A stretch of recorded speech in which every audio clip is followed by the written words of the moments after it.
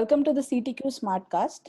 Today is a sort of a celebration come discussion. First is to celebrate the fact that the four of my colleagues here, which is Sirisha, Ankita, Ramanand, and Harish, have managed to complete 1000 days of continuous reading. So, guys, give yourself an applause, silent applause there. And the second thing is there is me here who fell off the bandwagon much early on. So you have two concrete examples of how you can establish a habit and how you can't. So these are the two things we really would love to learn through this smartcast today. Is one, how a little change, little incremental habit that you inculcate every day over time can produce massive results. So welcome everyone. And first, just to give you an idea of what it means to read for 1000 days. So this started on the 1st of Jan 2018. That is when the first book summary was read. And from then, it was a group of people who insisted on doing something every day. We'll get to what they exactly did in a little bit. But it continues today. So on the 26th of September, they managed to have finished 1000 days of reading every day. And what it meant was this, which is 1000 Blinkist book summaries. That's what they're chosen to do, where everyone reads and finishes daily, else the whole team loses. So everyone has to do it, or it's a loss for the whole group. Then there's a daily takeaway from the book that is posted by everyone. And all of this involves around 10 to 15-minute reading every day. So you might think, what's the big deal? I read every day. I'm generally a good reader. So what is so great about this? So for me personally, I would tell you that this was not books that, you want to read a particular book and you pick it up and you read it. That's your choice. These were random books that were chosen via a timetable. So you really didn't have a choice as to what book you want to read. It was something that they just took up and they did it as a as a as a thing that they wanted to achieve. And even that little habit of reading something that you have not decided, you have not chosen, something which is quite random in that sense, has its own advantages and its own way of establishing a habit. So we'll tell you about that as well. But just to give you an idea of how that looks like, guys, so this is sort of a visual representation of what 1000 books or 1000 days of reading in a row would look like. So let's start off by saying what this idea meant, that why did you decide to do it as a team and not just on your own. So first I would go to Ramanand, and if you could tell us why a compound and what was the deliberate design that you had in mind when you proposed this idea. Thanks, Anasi. I think very few of us would have imagined that we would be here 1,000 days later.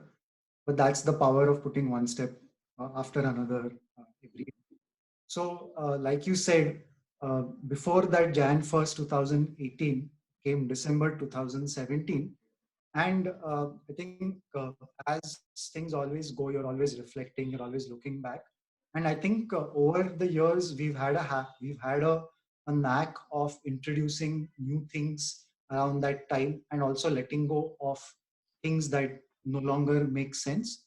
So it was one of those weeks in December that we realized that we had a subscription to this service called Blinkist, which is a reading summary service. And we also had other subscriptions as well. All of us are readers, all of us are into books. However, that subscription, it lay unused for most of the time. And we realized we weren't really getting a lot out of it. And really, it was more of a system or a habit problem than something fundamentally wrong with the service. So, like we usually do, we help others build these systems of deliberate habits or deliberate systems. So we said we should do something about it. So the word compound occurred to me because around that time we had also we had also encountered a quote by Warren Buffett, the legendary investor, who said that, and he and his partner Charlie Munger, very famous for reading a lot. And so they said that reading is like, or knowledge is like compound interest. So if you read 500 pages a week, they claim that it will compound over time. So that is something which is preaching to the choir, because we love reading, we love knowledge, and so we said that's what we also want to achieve. So when I was looking for a name, I said we should call it a compound, so that it has the verb sense of the word compound, as in compound interest, and it's also a space for people to come together, so that we could do this together. And then we conceived of this deliberate system. We all could read. We know that we can all read. Our reading muscles are pretty strong. And so reading 15 minutes every day is not a challenge, because the average Blinkist summary takes around 10 to 15 minutes of time. What we lacked was committing to that project, saying that we'll make great use of this abundant source of knowledge. Honestly, I didn't even know Blinkist had 1,000 books, and it still looks like we haven't completely scratched the surface, because it's like going into a mini library of Alexandria. You have so many books in the world, that I think this way we get to do justice, not just for ourselves, but for all the people that we work with. So that's the story behind how we came up with that compound on that 1st January 2018.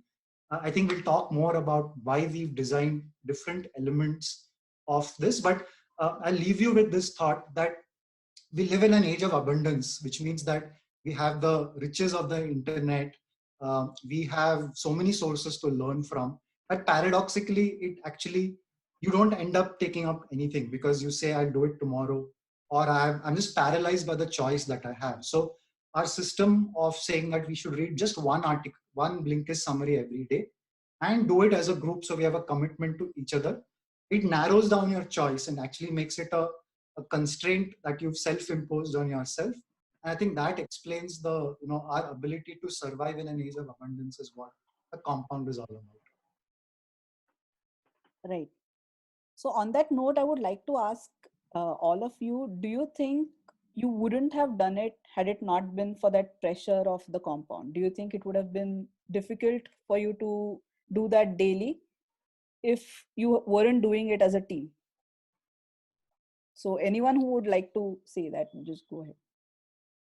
I think picking one every day by ourselves would have been tough, and we would have probably jumped off the wagon at some point in time if we were left to ourselves.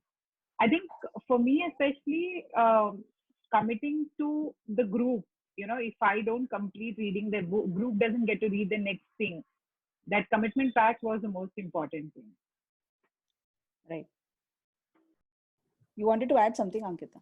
Yeah, the takeaways actually that we share along with each day's deed, that also act as additional prompts for that, initiate that curiosity, that what is in the blink.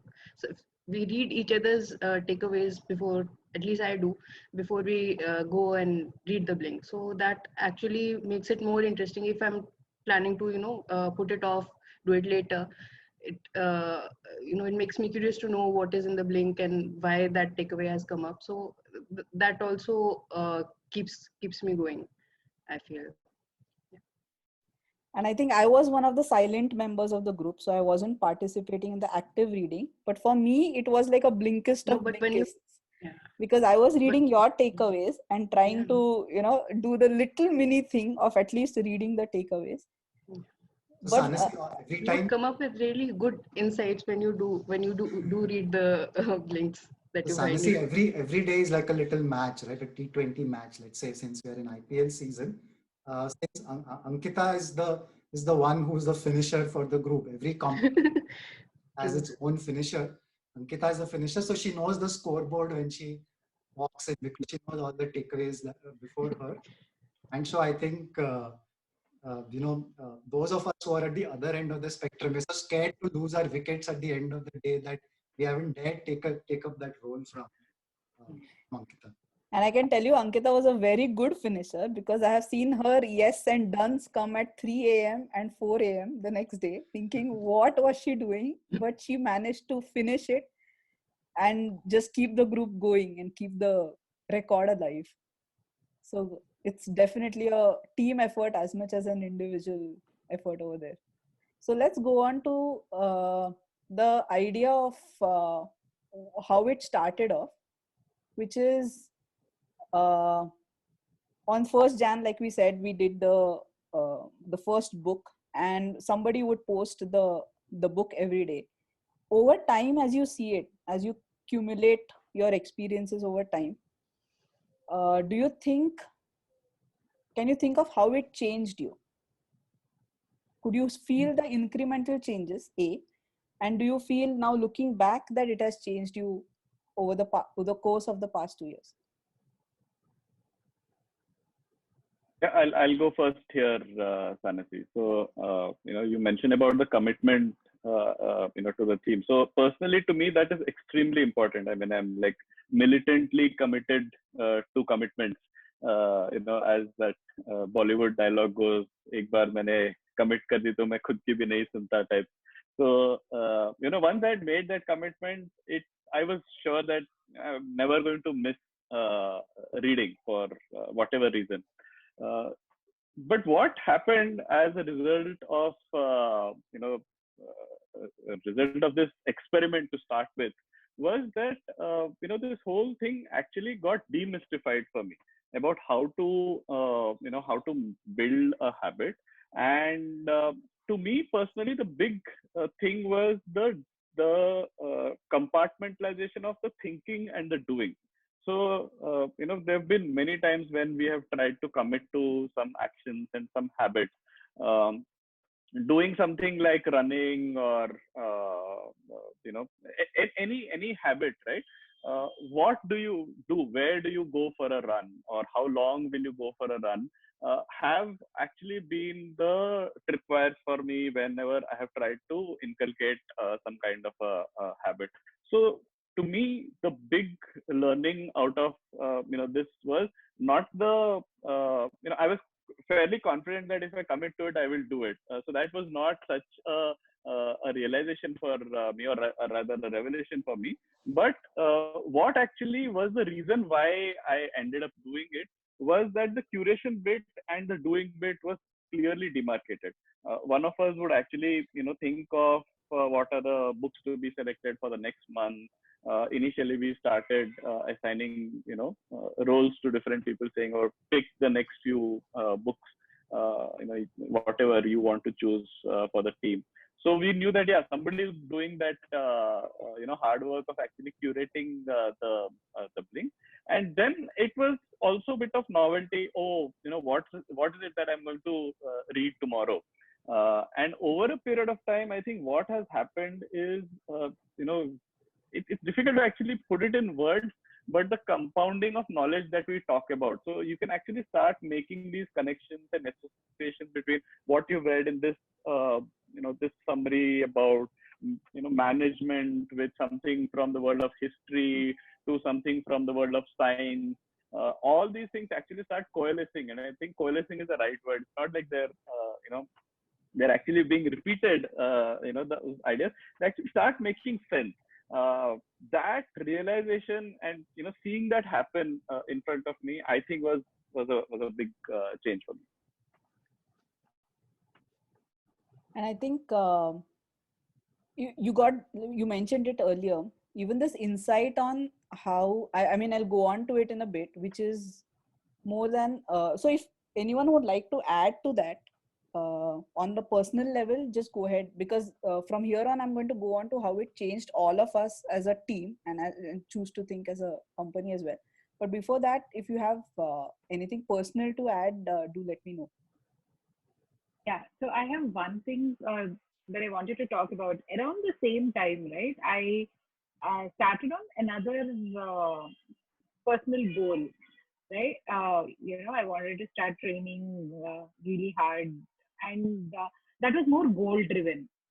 Okay, and when I reflect now, that was more goal driven. That was also, I had a plan, to go to the Everest Base Camp in October this year. That was goal driven. This was system driven. For me now, when I look back, right, because it was goal driven, I did it extremely aggressively initially. Ended up meeting with injuries, which let me stop, which took me back, and then again I have to start all over again. So that kept happening as a process, a cycle. Whereas here, and when I reflect on my reading, right, otherwise my reading over the years, it was almost the same process. I would find books that I would like. I would stay back late nights to actually finish reading it. And then there would be days that I would not pick something to read. So that whole process or system or just going beyond, setting that as a process of going beyond what is my usual level of reading was not happening. So I wasn't pushing myself, but uh, uh, there was no consistency also. There were days that I would read for many hours. There were days that I would not read. So personally, for me, this has been, at least for the last 6 months when I've been thinking about it, there's been a huge change in the way I start looking at things. I start planning things, basically starting it small and taking out all the other variables out of that equation, like Harish was mentioning, right? Just take out, systematize all things that you can so that you have less of thinking to do each morning. That's something that personally this whole journey has taught me. Right. Ramanand, you wanted to add? Yeah. So actually, the previous diagram of the dots, right? So I think even more faithful representation would be if you joined every, a lot of dots with a lot of other dots, because that would reflect what Harish was trying to say. So we have heard of these concepts of connecting the dots. I think because of our backgrounds, as being someone who's interested in quizzing and reading, we have actually seen that where a lot of things, when you file them away and then you reconnect them. This was another validation that if you just start putting this together, you will see that emerge. For me, I was not that surprised that you are able to put together a system like this. And I'll tell you why. Because previously, as an individual project, I had done one or two of these once a day kinds of things. So I had a quiz blog. I used to write one question every day. And again, it started off as a lark. It was just something I wanted to do. And then over time, you found yourself so committed to the whole thing because suddenly there were other people involved. Like we have here. For us here, we have each other, but there it was a different group of people. And then you want to keep putting that one step forward each day. And then you evolve a system. So I think I had a lot of confidence that we would be able to do it. I think the other big what it brought as a change for me was that we had read a lot of the habit literature, popular books like Power of Habit, Switch, more recently Atomic Habits, which by the way came a year after we started this project. So we had already used a lot of those ideas, either, and also the Tiny Habits method as well, which is now a book. Some of these we had encountered, some of this we stumbled on our own. I think a big realization for me was the fact that some of these habits, like reading, like writing every day, they're actually a little harder than your average habit of, say, going to the gym, or going or a nutrition habit, because there is an element of novelty each time, which Harish also referred to. Each day is a little different. I can't read the same book or same 3 pages every day, and I can't write the same article every day. I can maybe answer the same 3 questions every day, which is a reflection habit that some of us have. So how do you bring enough variety without it being totally random? That was one challenge that we had to overcome here. And because of Blinkist's breadth and our own ability to curate, which I think got honed over time, we got better at it because of this exercise. We were able to provide the right amount of variety without it becoming completely weird. And some days are very weird. We don't know. We kind of get hoodwinked into reading something we perhaps don't enjoy. But then that's the day. It's like the slog day. You have to really go over that little hill. On other days, it is pure discovery that you did not know something so good existed in the world of books, and now it's gone in your reading pile. You can recommend it to others. Others then look at you and say, wow, how did you even know about this book? So I think that element of different as each time, how do you have a habit which is not atomic, it is complex, it is compound. I think we have learned what it takes to sustain. I mean, before we go ahead, we also had failures. We tried a writing compound, for instance, which was one of our notable failures. It was actually a good thing because we knew the limits of some of these things, and we've learned from that. And it has helped us. It has personally, I think, helped all of us to figure out the right routines, the right rewards, all these things that we've heard of in our literature. And I think today we are in a position to confidently speak about this to others, and you will not see any hesitation when we, talk to people about these designs. So that's definitely made me more confident about this field. And one of the things why I fell off, if I look back in the early days, was because I couldn't make space for this habit in my day. So, do you think, again, an individual question to all of you is, did you create space for it? Did you deliberately decide that I'm going to attach this habit with something else so that it makes it easier for you to complete it every day? Now, let's start with Harish. So I usually, read almost the first thing when I wake up. So it's not been much of a challenge. Initially, in fact, when I was waking up a bit earlier, I think back in 2018 or 19, then I would actually had to, hold myself back to not read it because I had access to the sheet. To not read the the blink of the day before it was actually put up on the group.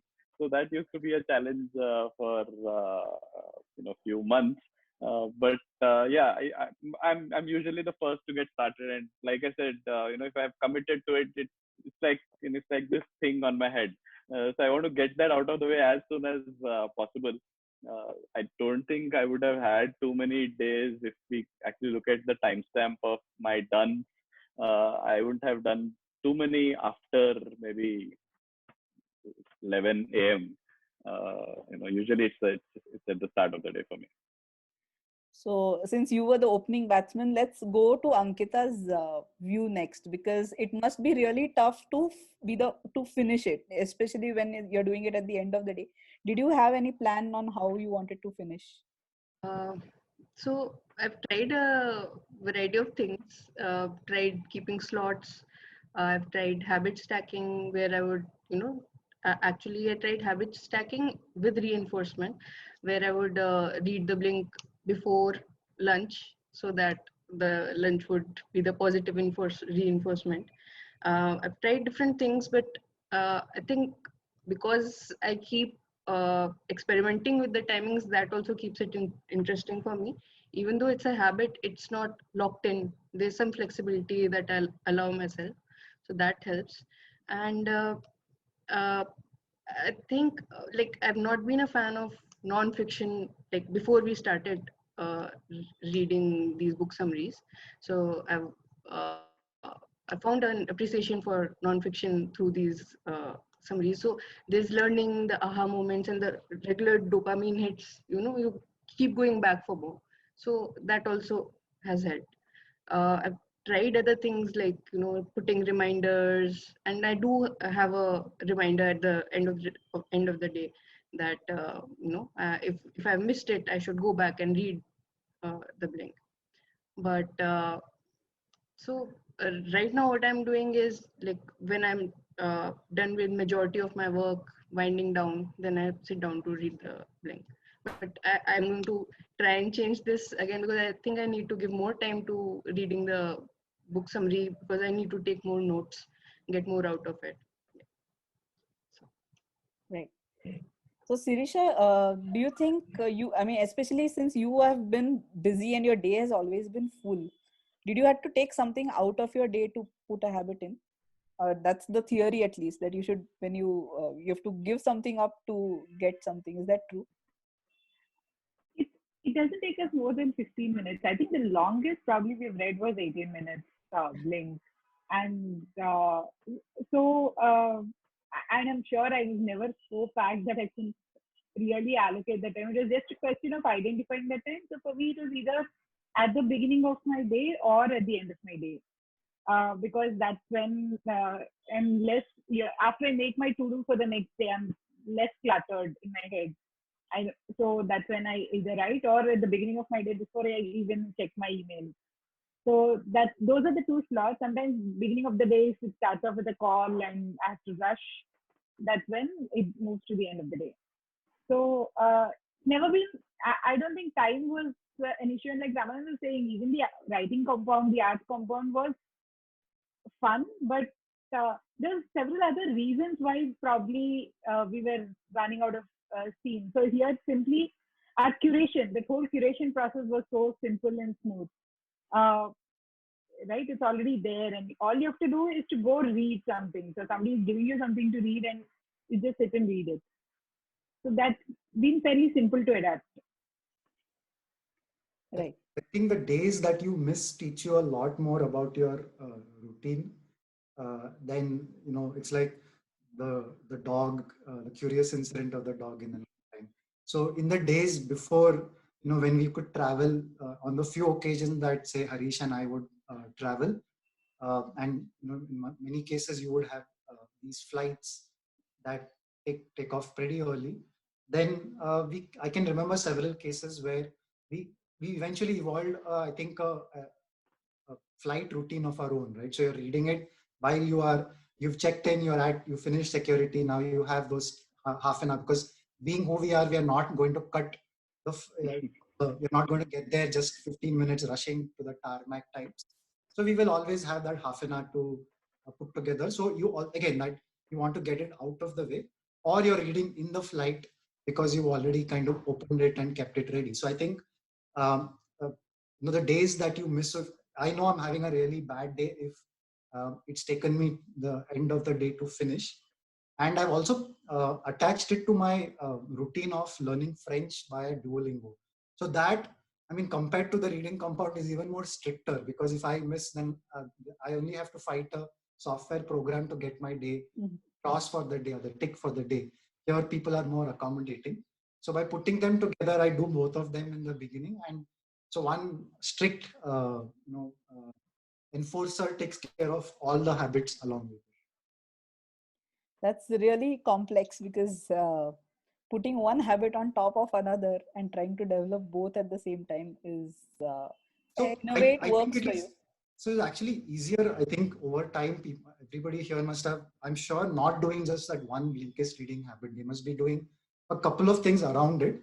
And in fact, because Ankita was talking about reminders, in the early days we had reminders. I remember when we made it to 50 days or 100 days, it took us effort to get there. Now it's like, I mean, I don't give it a second glance. I'm not at all worried that we'll do it. So I don't know what other people feel, but I think that one big other change is that a lot more, it's just become, you don't need a reward, you don't need it, it just happens now. It's like breathing. Right. So on that note, we'll go on to how it changed all of us as a team. So for starters, we you were always going to get into the space of doing it for others as well, because that has been one of the things that Choose to Think does so well, is you try it out on your own selves first, and once you try to learn how things are working, you extrapolate the knowledge so that others can also gain from the most of it. So Ramanand, over to you on how do you think did it change Choose to Think the way you saw Choose to Think as well, and on what you could create out of this to offer it to others? So I think I'll also check with Harish, because I don't think we intended to offer it to others. This was one of those itches that we wanted to scratch for ourselves. We knew for sure that we were spending money on the subscription, so we should make use of it. It would make us better. It was something everyone could do together. We are a remote organization. A lot of us don't really meet each other all the time, so it's a group activity we could all do together. So I think because we posted it on Twitter, a few people started asking us, can I join your group? Then we said, no, I think it's too early for you to join our group. So yeah, I don't think I think Harish will agree that. But it was, I think, 2019 maybe finally. It was again on one of those trips that we said we should now give it a serious thought. Yeah, I think when we started, I looked at it as a good probably marketing campaign, that we'll post something every day and people will get to know that, wow, these guys are doing something together. That was the limit of what we could see as the potential of this growing at that point of time. But yes, once we started putting it out, some of the people in our network, they started asking, "Oh, we want to be part of this." We said, "No, we really can't add you into this.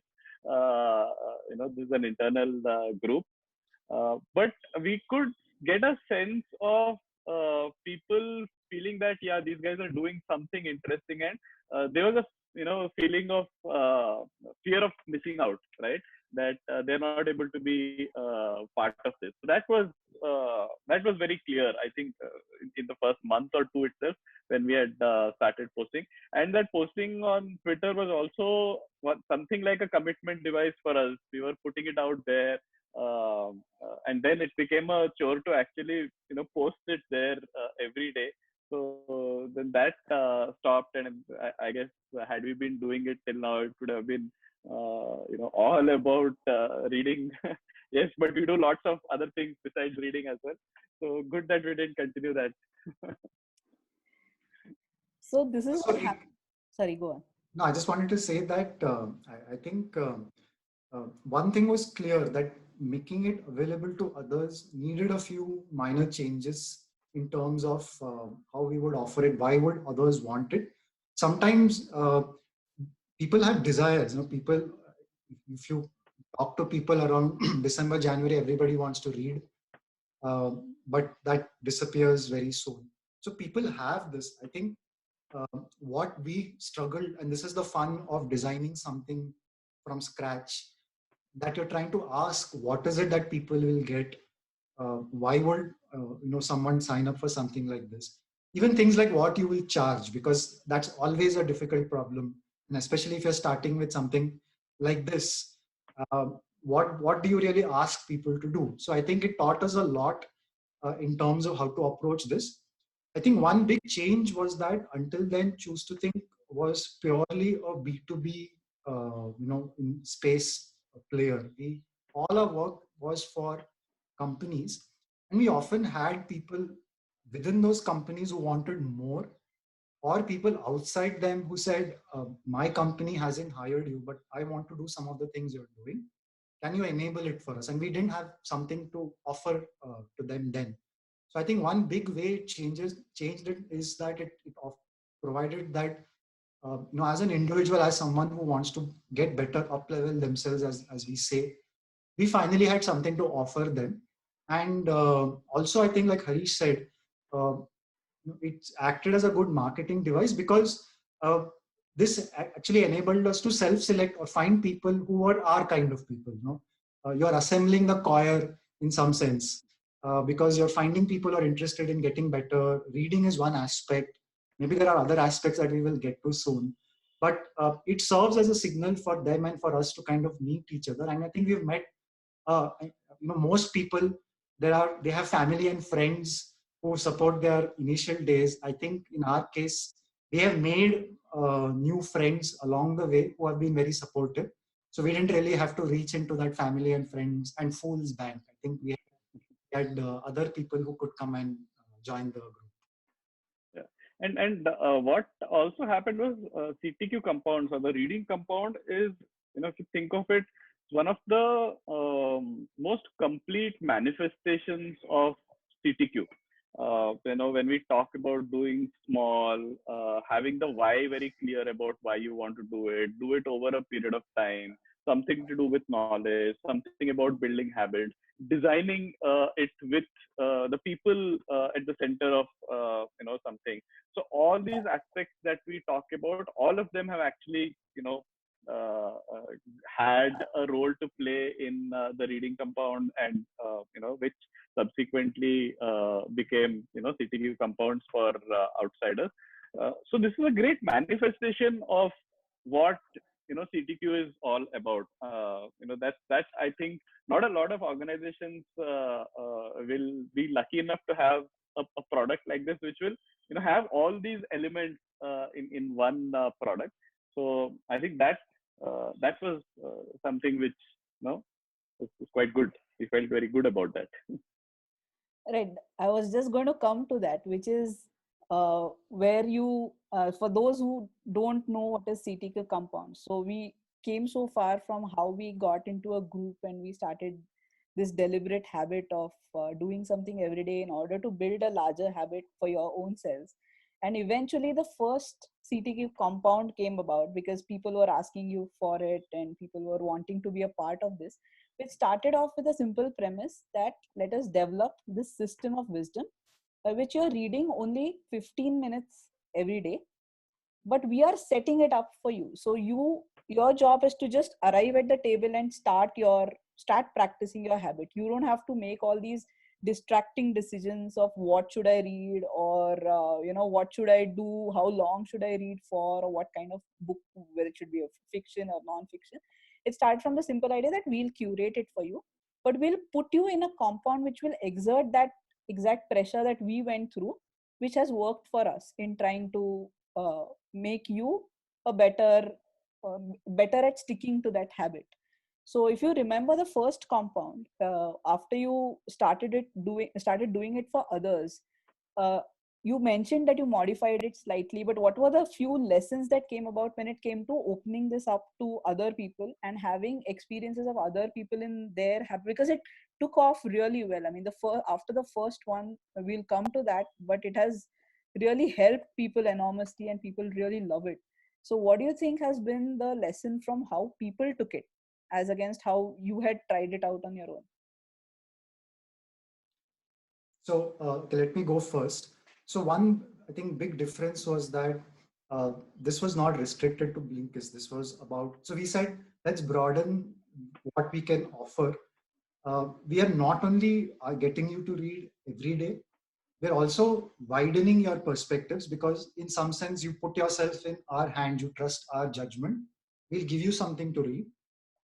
It may not be from a area of your zone of comfort, and that is something we realized that we liked about what we had done for ourselves. So we wanted to retain that aspect, that we'll provide a lot of width, and take you into places that you would not have wandered yourself. In some sense, there is the support system and the safety net behind you.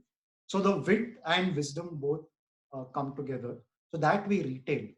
But we kind of changed that to say, let's broaden the scope beyond this book summary, because there are plenty of interesting articles out there in the world. I think we framed it in this very simple fashion. We have acclaimed sources of wisdom, like there is on the non-fiction side, there is HBR on the business side. Then there is for decision making and all those kinds of areas. You have the likes of Farnham Street. You have for tech news, you have things like Fast Company. So there are wonderful media outlets out there, but again, it's that sea of abundance. We have access to so much that paradoxically we don't consume anything. So we said that let us take in this and then also bring in slightly lesser known uh, areas. It could be classic. I think a lot of people have asked us how we curate. So while we can't tell you exactly how we do it, because secret sauce, but honestly I think it is not even that. It is something which has been honed over a period of time. So I think the big change is that we chose these articles, and so then we had to pay extra attention to make sure it could fit within that typical time. We made a couple of other small tweaks. We had, we like you said, when we launched it, we actually got a very good response. We always start with a quorum for whatever we do before we decide whether to go ahead or not. I think we said if we get 8 to 10 people, we'll go ahead with the first batch. And I think that first week we had 20-25 people who signed up. And, I don't know if you're going to talk about the name of these batches, but let me just say that we had we had to pick 3 names because we had enough for 3 batches. And that was a big, win for us in that first time. We were not expecting that. One big change we also made, because we realized that all said and done, these were people who were putting themselves in our hand, in what they thought were trustworthy hands. We didn't want them to feel stressed out because of something like this. So we tweaked the rules to say, for example, Sundays are optional, because people, I've realized that when you do something day in and day out, occasionally you need a pressure wall. You need some kind of release to let that steam off, and people need to feel that sense that I still want to read even though I'm not being forced to read. So I think Sundays became optional. Over time, people started sending us articles. Our subscribers started sending us articles. So we sent out bonus edition on Sunday with people's inputs. So these changes, these are not part of our internal reading group. So it is kind of deviated from there. So these are some of the elements that have grown because of feedback from subscribers. Fortunately, we have some of the smartest people that we know or we could find who come to something like this. So they help us make it a lot better. Right. I was going to come to the names of the compounds next. So this is, you started off with hydrogen as your first. Again, any reason why the names happened? And I think we'll ask Ankita because she came up with the winning suggestion. We wanted something that we knew that we would do more than one. So we knew we needed to have a source of names. And we also knew that having something nice to call it, instead of saying batch number 1 or batch A, is always a little fun. I think we've always approached things like that. So Ankita came up with the suggestion when we asked for suggestions from everyone. Yeah. So basically, like the simplest explanation is like elements compound. So that was the play on words there. So yeah, that's how we came up And with that. The knowledge, like knowledge or this tiny habit, that compounds. Elements also compound. So each batch is named after a particular chemical element. right. And this is the state as of now. It keeps increasing. So we have 13 compounds with over 120 readers, and we are going to go on to find out what it is that you can also do, as in whether you are part of the compound or not. We are going to learn of all of you to know what are the ways in which we can stick to a habit and talk about reading in general. We're just going to take a small break, and we're going to come back. If you have been struggling to find time to invest in self improvement in an age of infinite distractions, we have some answers. The CTQ compounds are gardening projects for personal growth. They help you use compound habits to work towards future relevance through simple, regular, and sustainable actions. For more, go to ctqcompounds.com and see which is the next compound that you can join.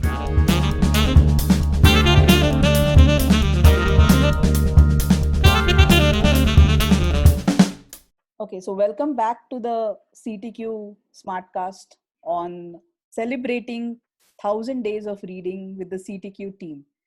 So before we go on to top tips from all of you on how to get the habit going, we have been using this logo for a while. So you want to explain, Harish, why is this in a particular way? Why is there a plant connected to our famous Choose to Think logo, and what was your idea behind this? Yeah, so this is this is interesting because when we started thinking about compounds and the whole philosophy of compounds actually evolved over a period of time. Initially, we ourselves were not very clear. We knew that yes, you keep doing something regularly, and Warren Buffett has said knowledge will compound. So yeah, it must be compounding is how we started. But when we actually started, realizing that yes, this is we talked about coalescing of knowledge and all that, it started making sense. But we also had a lot of failed experiments before we actually took CTQ compounds to the external audience. We had some things which did not work, and that's where what exactly is this compounding philosophy that we talk about actually started becoming clear to us. And the parallel that we drew was with gardening.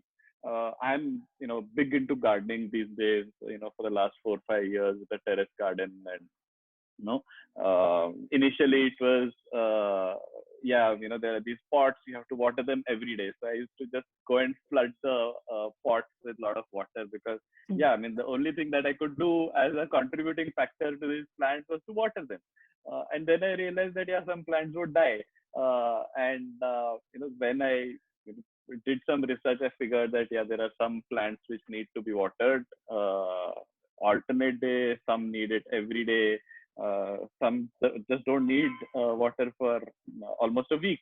So when we were thinking about compounds and gardening, because just regular actions and all that, that's when we realized that if you think of a garden, you need to tend to it. You need to take care of it. You need to do something regularly. You need to take care of them every day.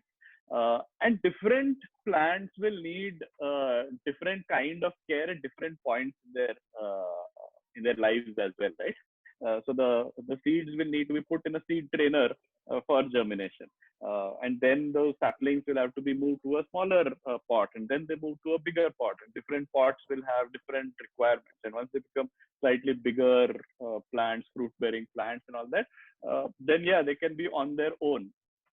So when we looked at CTQ compounds, we saw similar parallels, right? Where initially, yes, there's a lot of enthusiasm.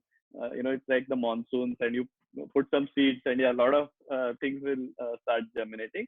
But very soon, the enthusiasm can dip, and that's where you need to then have this system. And the big thing for us was this drip irrigation model, that you don't want to put all the water in one go, which is what we usually end up doing, right? New Year resolution, yes, I want to lose weight. First 5 days, you're going to probably run 100 kilometers, and then you run out of steam. Instead of that, had you started with 1 kilometer every day, had you done 100 days of running, then the difference is quite obvious. So the drip irrigation model was something which caught our attention, and because I was also doing these very tactile experiments with the gardens, it was easier for me to bring in those parallels whenever I would have these discussions with Ramana. I think last year, a couple of years ago, Ramana also started a terrace garden, so it became much more obvious for him as well to think in these gardening terms. So that's where the plant shot up from the CTQ logo. Yeah, one correction, I haven't started it. So I'm a mere observer and occasional laborer. But I think watching it as a third party observer, I think I could also, the parallels were very evident. And I think the other big thing was that you have to opt in. I think that's a big thing that we have added as a part of that CTQ philosophy that Harish spoke about, at manifestation. You can't be forced into reading every day, or no one can force you to join the compound and say do it. In fact, we've actually tried it in a couple of corporate environments where someone nominates you for a group like this, and then you're just here because someone asked you to. So unless you pick up that shovel and you go looking for seeds that you like, this is going to not work out too long. I think that's where the parallel also is, that if you have your own little garden, then you have all the ownership related to that. And I think whenever it works really well, it works because people make the decision to step into that garden and take care of their plants, and then they're occupied by the thoughts all the time. Like, they're always worried about it. The first thing you check in the morning. It's the first, you then join groups of people who are talking about this incessantly. So I think it changes who you are. I think that's the other distinction or other comparison point that I can see between the two. And one more thing is, if you leave things unattended, if you leave a plot of land unattended, you might get a forest there. But in a lot of cases, at least in the ecological sense, yes, you need forest as well. There is value for forest.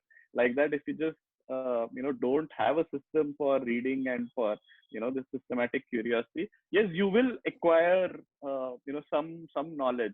But if you are looking at something more deliberate, something that is driven towards a certain objective, you need a bit of gardening.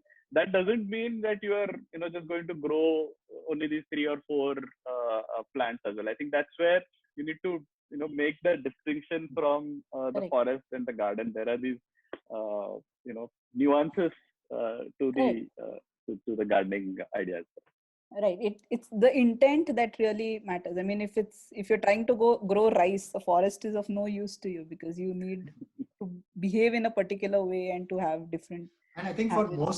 most of us, as as urban people, rice is out of the question, because we don't have that land, we don't have the techniques. So I think picking your battles, picking the right, if you're not going to be able to attend to your plants every day, you pick a different category of plants and you stay happy with it. So we are not asking you to read a book every week. We are not asking you to read half an hour. It's 15 minutes.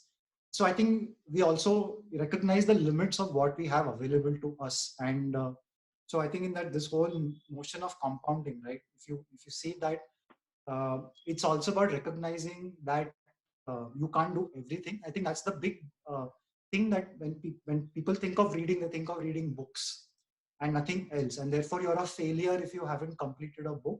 And that's going back to the systems versus goals thing that Sirisha was talking about. So for a lot of people, the Everest base camp for them is reading, say, 50 books in a year. But unless you have a system that enables you to do that, you are probably setting yourself up for failure. Instead, a system like this, maybe it is reading one page a day or one chapter a day, if you know it's divided into that, makes a lot more sense, rather than trying to grow that amount of rice when you just don't have the system to do it. Right, that's really interesting. Because on that note, we are going to talk about the philosophy of compounding as such. Because reading is just one part, it's one habit that we tried out, and that's obviously very tangible in a way that it is sort of a universally acknowledged habit that you think, everyone should be a reader. But what CTQ also did was applied this idea to other habits, some of them which you thought could be developed and nurtured in this compound spirit, some of which do not lend themselves to this sort of compounding. So on that note, that's how we grew the idea of a future stack, which is a compound to deliberately think about how to keep yourself relevant, how to keep yourself current when it comes to something that will happen in the future. And we also have some in the wings, like a leadership compound or an articulate compound, or even a compound to establish reading in children.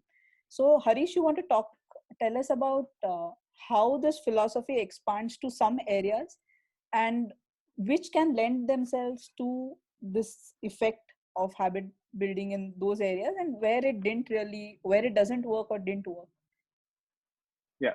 So, again, going back to the compounding philosophy and drawing parallels with gardening. So, there are regular actions that need to be taken. Doesn't mean every day in every case. So, regularity is important, right? Frequency for the right kind of an objective. Like I said, you cannot go and water a succulent plant every day. And at different points you need different kinds of different frequency of watering and all of that. So regular actions done over a period of time will take you towards towards your goal. It was the overarching philosophy that we looked at. And then when we said, okay, what are these people who are doing very well with respect to staying relevant, irrespective of how things around them are changing? What are they doing? So they're keeping abreast of the changes. They are learning all the time. They're actually experimenting a bit. So if you take all these things and you say that, yeah, today in people's careers slash jobs, they're doing X kind of things. But yeah, we know that things around them are changing quite soon. Quite fast. So how can they actually stay relevant? So one is one basic thing that they can do about staying relevant in the future is just being exposed to different topics that are going to be very relevant very soon. And those are generally blind spots for most people, because since it's a blind spot, they just don't know that these are the things that they need to be exposed to. In some cases, they know that, yeah, these topics, like, say, artificial intelligence. How is AI going to affect my work, or how can gig economy affect me? Uh, you feel that, no, I don't think it's going to affect me anytime soon. So I just leave it. Or sometimes, yes, I think it is going to affect, but how do I get started?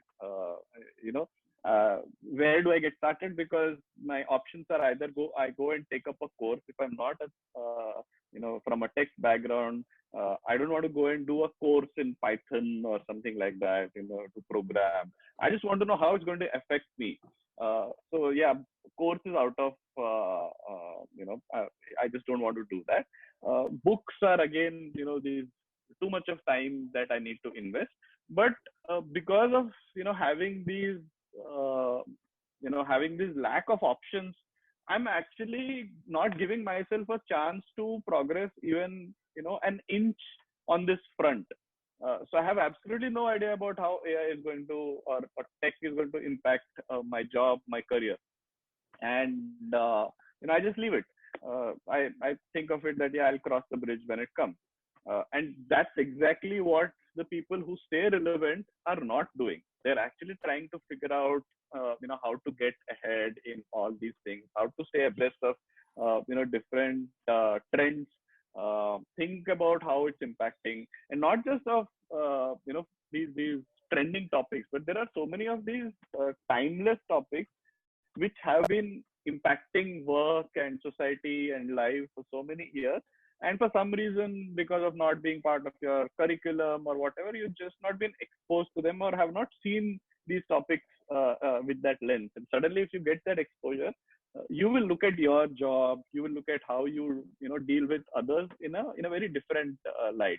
So we looked at these as the problem statements, and we said if we can equip these people with some working knowledge to start with, get them 2 steps ahead on that topic. And this could mean getting them to read about these topics and reflect upon how it impacts them, or what would they do in a certain situation, and just making sure that they're understanding it better by using some quiz questions and reflection prompts. Suddenly, over say 26 weeks, you're looking at me being better on those 26 topics, which I should have a working knowledge of in any case. So then I'm in a much better position to tackle that future which is impending, and not look at it as a doomsday scenario, but I'm more confident about handling it. I don't think anyone can come and pull a fast one on me on a particular topic simply because I'm clueless about it. I at least have some working knowledge. So again, that's where we come in, where we curate all this right kind of content, which is at the right level, right duration of videos or whatever. And yeah, that's another thing that I wanted to add here. That with Future Stack, it's not just about reading; it's also about different formats of media that can be consumed. There are videos, there are podcasts that sometimes we recommend because they're the right size and right format for that objective. So that's what you can do with something like Future Stack. I wouldn't go to the extent of saying that yes, this can be a replacement for an MBA, but I don't think it's too far. MBA students should actually be doing this as well, if not if not in place of their MBA. Absolutely. I think it's way more current, definitely. And it changes. It's almost curated runtime in the sense that we are in tune with what you need when we decide what you should watch or what you need to be consuming in the next coming month or so. I just wanted to say that the compounding philosophy is best applied to these problems of something that is important but not urgent or never going to be urgent. And there is a famous matrix that divides importance and urgency. Most of us would end up working on the side which is urgent. So the deadline, whether it be important or not important, that is where a lot of your attention goes. So I think what we've realized is that when you want to tackle something like future relevance in Future Stack or building that habit of reading, it is probably never going to be urgent in your life if you've made it so far, but it is important for your future. And so what compounds can do is they can help you put together a system that fits in with the rest of your life. In fact, we are probably only looking for 1% of your day or 1% of your lifetime. But I think that 1% will change a lot of things for yourself, for your future. And it's a whole lot better than 0%. So let's go on to some top tips that all of you can give us, which is on reading, but not just about reading, but about developing something. Let's assume that we are already there where we are motivated enough to know that we want to do this, because I think we came across that point earlier, that it's very difficult to make someone else do this, that the go has to be with you. You have to be in it, opt in. So let's assume that people have decided what is the kind of habit they want to build or something. Do you want to share on what is the easiest way they can get going? So let's start with Sirish. I think habit loop works perfectly in terms of having a cue when you want, which determines when do you want to do it, or the time or after what event do you want to do it. For me, the most important part was explicitly defining the routine. What will you do? Uh, so that there's no ambiguity in that. And then the third portion was rewards, where you're actually recognizing or celebrating having executed that habit. I think we needed the reward for the initial phase till the setting up of the habit was done, and then it kind of became automatic. But for me, the cue and the routine were two very, very important things to actually determine how it will stick. All right, so we have cue and routine as as two of the things that Sirisha totally recommends. Harish, do you have anything to add? Yeah. So, just expand a bit on the routine. So I think I mentioned this earlier as well, that, the difference between the thinking and the doing. So what do I do in the routine is something which I can, think of when my motivation is very high, when I have to, go and curate all the links that I want to read. I just make that spreadsheet of links. Similarly, if I want to do something, what is it that I want to do on a daily basis? If I can put that in a spreadsheet saying, 1st of October, this is what I'm going to do. That usually takes the most thinking time. So if I can do that when the motivation is very high, then on the day, I don't have to really think about it. It's very clear that, yeah, this is what I'm supposed to do. And then, yeah, I've already made that, the leap of faith has happened earlier when I committed to the system. Now I don't have to question why I'm doing it, or is this the right thing to do on that day. So then the activity is very clear. Just put your head down and go to the put in the hard yards. That for me personally makes a huge difference whenever I'm trying to build any kind of a system for myself. So yes, if you can, whether you want to write regularly, whether you want to read, whether you want to learn something, if you can just make that list, then it's much easier, because it's not so easy to summon up all that motivation every day. Right. Use the motivation for just doing it rather than thinking what to do. That's an absolutely interesting, fascinating way that I hadn't thought of at all. Which is, when you're highly motivated, your initial reaction is to just start doing, just jump headlong into it, and the whole adrenaline itself will carry you through. But if you take your space for a little while and just use that high motivation to plan for the times when you are not going to be so highly motivated, then that's a good long term sort of system that you would have in place. That's Yeah. really useful. Ankita, do you have any tips to add? Yeah, like you guys mentioned, like you need to have that sense of motivation when you're getting in. So if you identify yourself as a person who does that particular habit regularly, like if you identify as a reader, you're more likely to read regularly. So that's there. If you think of it as a challenge when you're starting off the habit, then you're more likely to make those mini goals for yourself. You'll read for 100 days, so you'll actually end up doing that, and then you revisit and make new goals for yourself. So that uh, challenge, thinking of it as a challenge, will obviously keep you motivated and going. So what you really need to do is just show up every day, or whenever that you plan to do that habit. You just make your schedule or have your slots, try any approach that works. But if you're planning to do it on a particular day, make sure you do it. Even if you do it for not 15 minutes, just 5 minutes, just show up. So that will add that tick to your you're keeping that habit going. Your streak is unbroken. And another way, one thing that we do is like make a streak visible. So we know how many days of reading we've done, and we also celebrate at the end of each day's reading. So all these things just add up and help us to keep the habit going. Yeah. I think both are absolutely unique tips, Ankita. I really like both of them. Especially this thing of which is very difficult. The show up thing, it sounds very simple, but it's the basic thing that is really the on and off between whether you are there for it or not. And I think that's really, in a way, motivating as well. That just be there, and that's your first step done.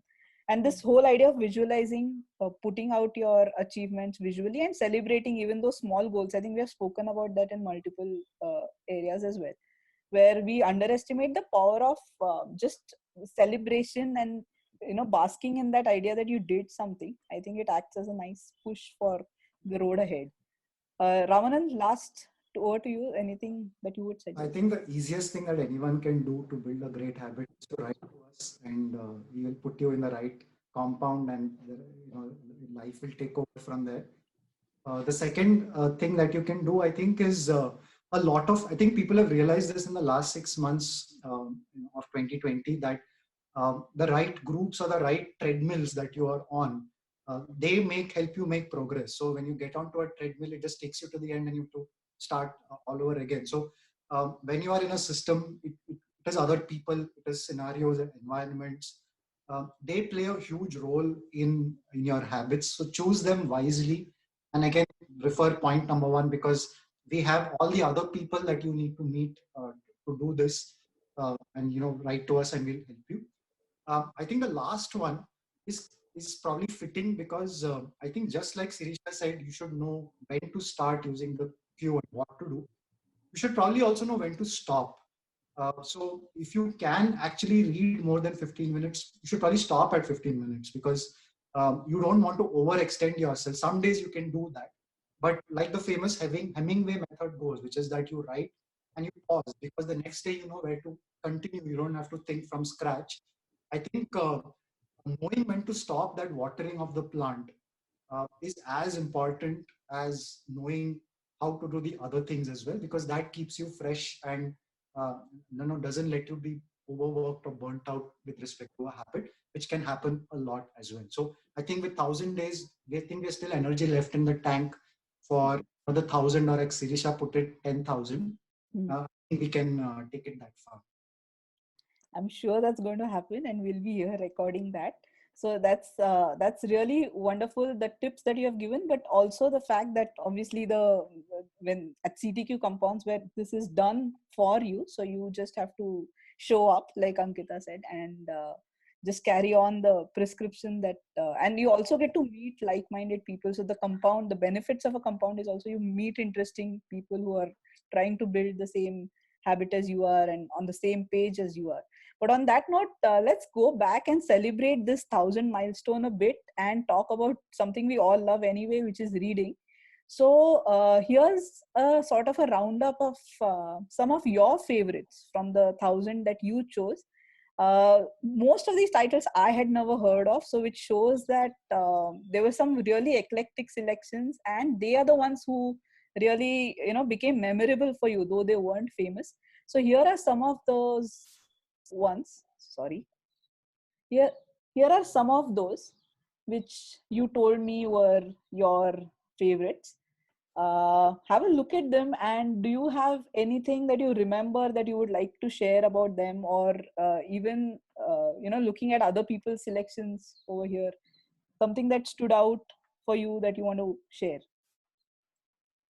We'll start with Ankita. Ankita had given me a nice, lovely list, out of which all the books had excellent book covers. I can tell you that.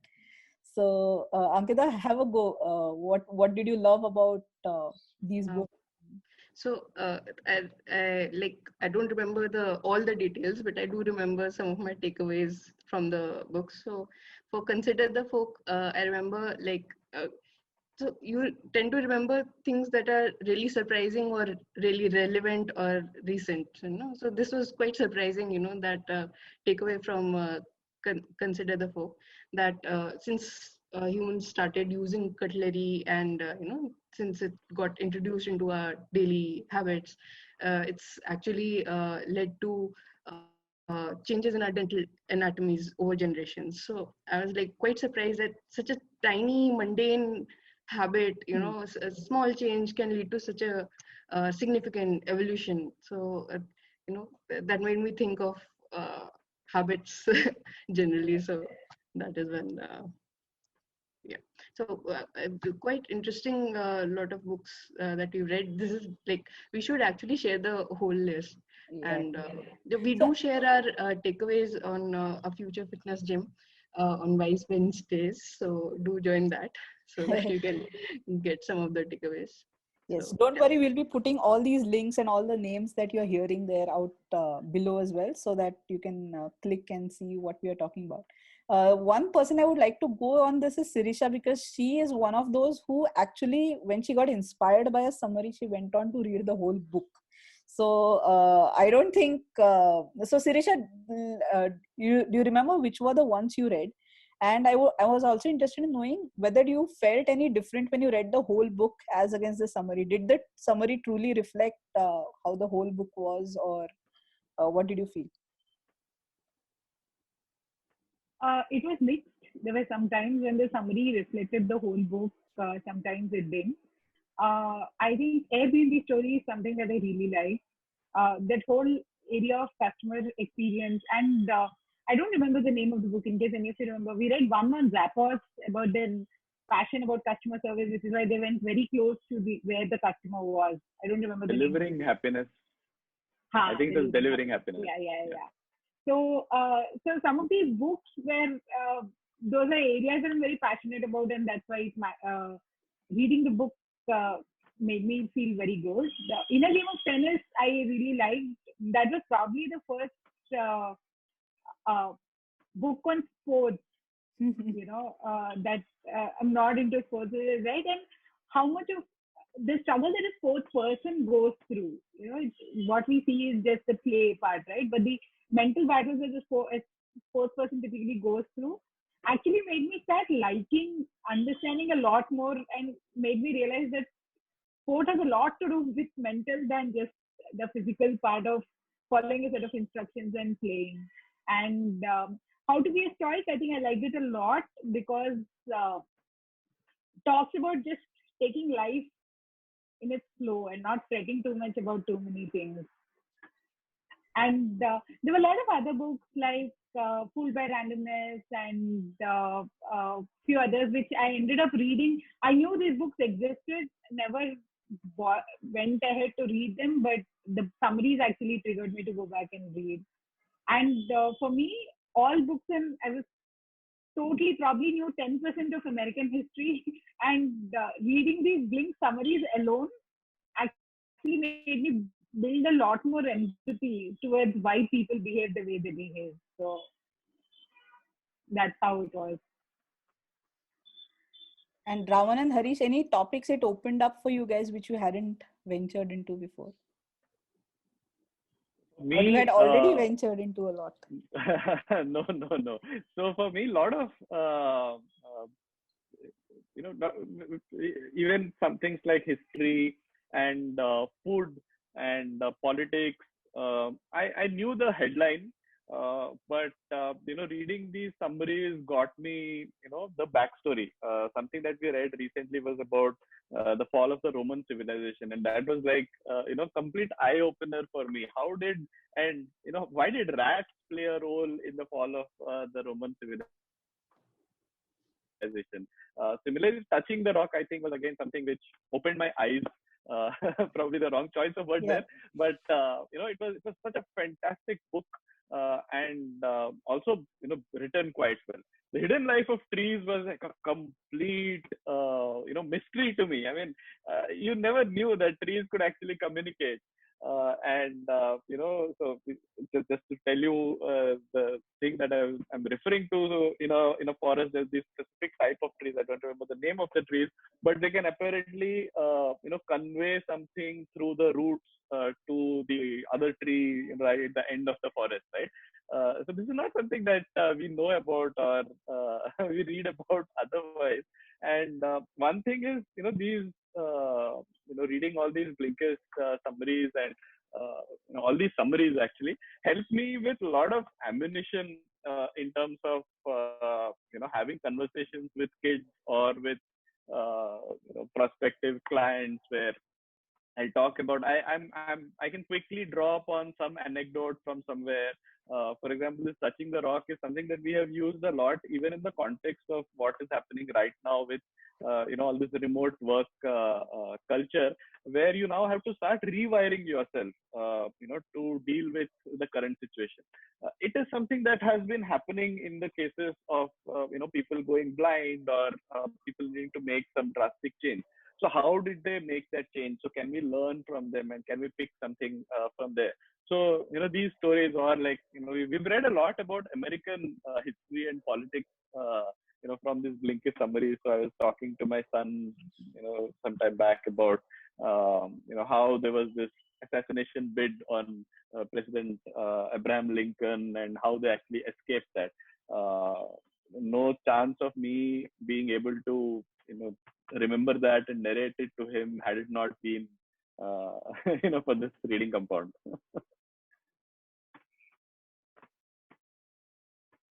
So this is what when I asked you guys how are you going to celebrate it, and I think after hearing even when I was looking at the list of books you read and I was compiling all the data that I was seeing on the Excel sheet, I realized that there's no way that we can read 1,000 books in our lifetime also for a lot of us.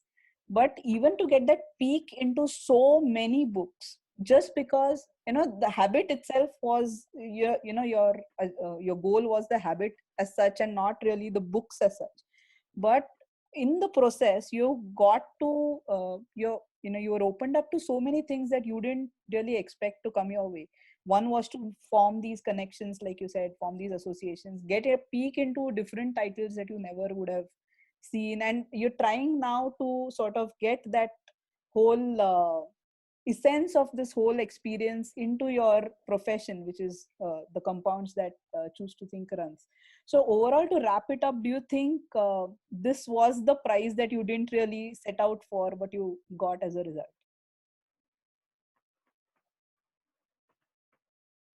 Yeah, I would definitely agree. We did not set out to read X number of summaries. We had no idea of how long this streak is going to last. This was something good. So this probably is the quintessential manifestation of the of the concept of connect the dots. Keep collecting the dots, and then you'll figure out a way of how to connect them later. As Steve Jobs said, I think this is the quintessential manifestation of that concept for me. I think also not just our habit, but watching that being done for others Oh, yeah. was a big plus, because in the same week that we completed 1,000 days, our first compound, hydrogen, which is some of those people are now in their third season with us. A season is of 6 months. So they completed 500, and yes, again, they're eager to read the next day. And I think then you leave aside these milestones. They just happen to you as you put one step forward, one day after another. I think we now get a sense of how some of these sports people or some of these people, when they rack up these miles and these points and these runs one after the other, they they probably at one point it's just about that next run, and not really about the milestones. I think little bit about, I mean, honestly, I didn't feel particularly out of the ordinary with 1,000. I think when we hit 100 I was a lot more excited. Now it's like, I think that's why we're calling it adult mode in some of our compounds, right? You go from like the baby version, then you go into a teenage version, and then you are just happy with putting this ahead.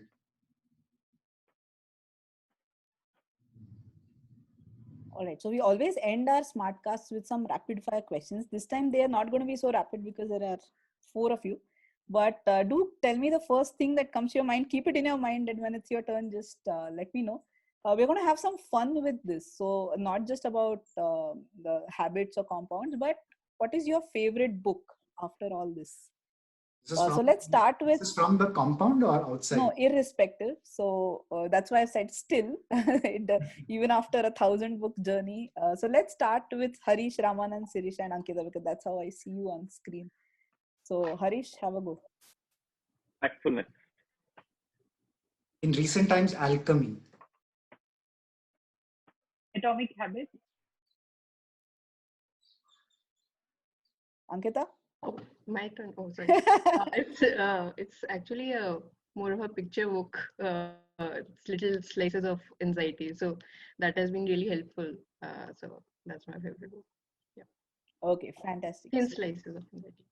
Sorry, could you repeat that? Thin slices of anxiety. Great. Okay, so let's see, what is the book you want to read? Oh, so many. Something that has been written or has not even been written till now.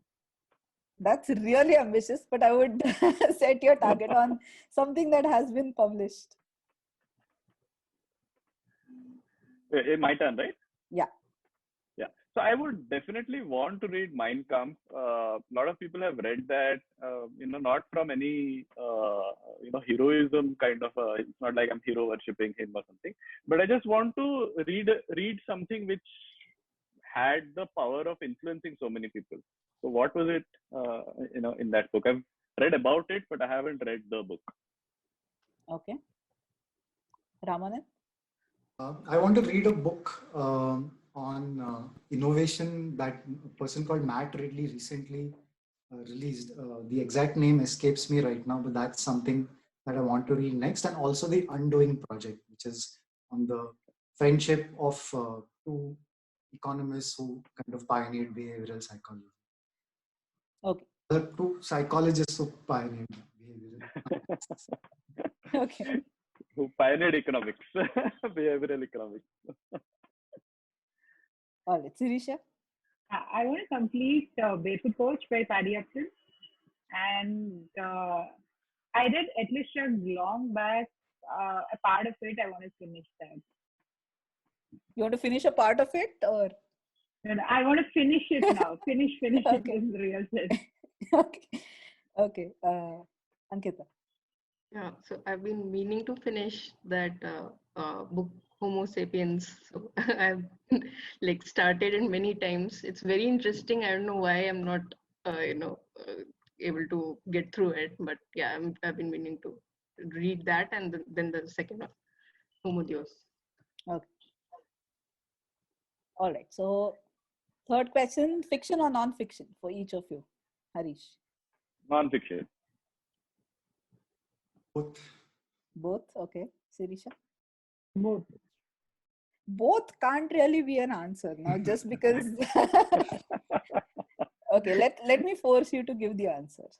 Raman? I think these days non-fiction it has the ascendancy. Okay. Sirisha? Yeah. I thought in the last few years, I was liking non-fiction only. And the last few days, I've been reading fiction. And I'm equally enjoying them. So, tough to pick, but yeah, maybe non-fiction. Okay. Ankita?